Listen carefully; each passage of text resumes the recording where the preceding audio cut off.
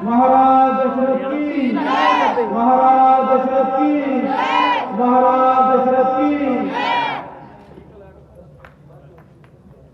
हे विधाता, मेरे पास आपके दयावान हाथों का दिया हुआ यह राज दरबार है, धन संपदा और अनेक रत्नों से भरे हुए भंडार है। परंतु इतना कुछ होते हुए भी मेरे इस मन में शांति नहीं है। मेरे आंखों के सामने एक बिजली सी भटक रही है, जो नई संतान को इच्छा नहीं धनदान की, जब भोगने वाला ही नहीं कोई तो ये संपदा किस काम की। आंख है मौजूद लेकिन आंख के बाहर नहीं, दिल हुआ बेकार जब तो दिल का ही कोई प्यार नहीं। महाराज, आज आप इतना क्यों बुला रहे हैं? हे मंत्रीवर, क्या तुम्हें मालूम नहीं चौथा पल सन्मुख आया है, फिर भी ये राज्य चलाने को कोई पुत्र रतन नहीं पाया है। हे मंत्री जी, मैं आपको क्या बताऊं? ये संतानहीन की चिंता एक चिंगारी के समान मेरे इस मन को जला रही है। मैं तो सोच रहा हूं, क्या मेरे मिटते ही भागीरथ और हरिश्चंद्र के नाम हमेशा के लिए मिट जाएंगे? चमका था जगत में आज तक भूषण रघुकुल का, बना अफसोस मैं ही नाश का कारण रघुकुल का। हे राजन, सुख के बाद दुख और दुख के बाद सुख आया ही करते हैं। घबराने की कोई बात नहीं, भगवान की बाहें बहुत लंबी होती हैं, वे आप पर अवश्य कृपा करेंगे। हे राजा, सुनो, तुम किसी प्रकार श्रृंगी ऋषि जी को बुलाओ और उनके द्वारा पुत्रेष्टि यज्ञ करवाओ।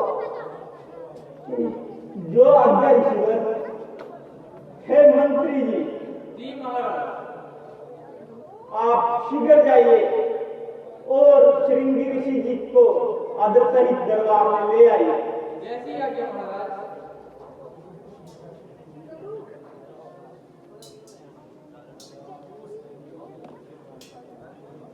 हे मुनिवर, क्या श्रृंगी ऋषि जी हमारे लिए पुत्र यज्ञ करने के लिए मानेंगे भी या नहीं? नहीं राजन, ऋषिवर पुत्रेष्टि यज्ञ के लिए अवश्य मान जाएंगे। तुम चिंता ना करो, व्यर्थ की शंकाओं को अपने दिल से निकाल दीजिए। जैसी आज्ञा मुनिवर।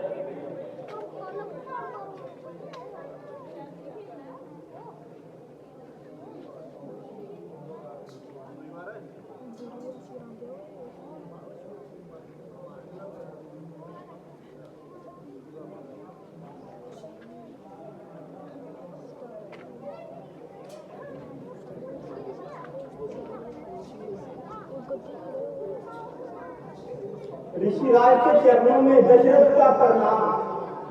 चिरंजीवी हो। आइए मुनिवर, आसन ग्रहण आइए,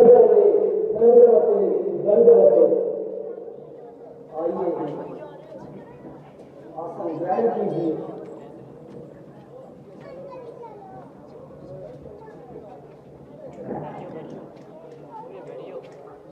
कहो राजा, हमें किस लिए याद किया?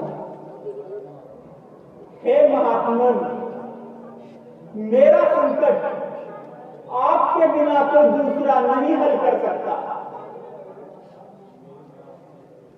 हे ईश्वर, मैं आपसे भीख मांगता हूं।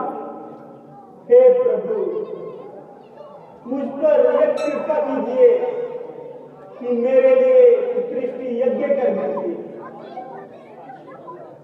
अवश्य राजन, हम आपके लिए पुत्रश्री यज्ञ अवश्य करेंगे।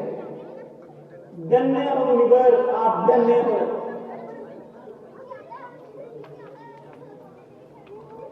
राजन, आप पुत्रश्री यज्ञ की तैयारी करवाइए। जैसे आपकी आज्ञा मुनिवर। हे मंत्री जी, ही महाराज, आप शीघ्र ही पुत्रश्री यज्ञ के लिए सामग्री तैयार करवाइए। जैसी आज्ञा महाराज।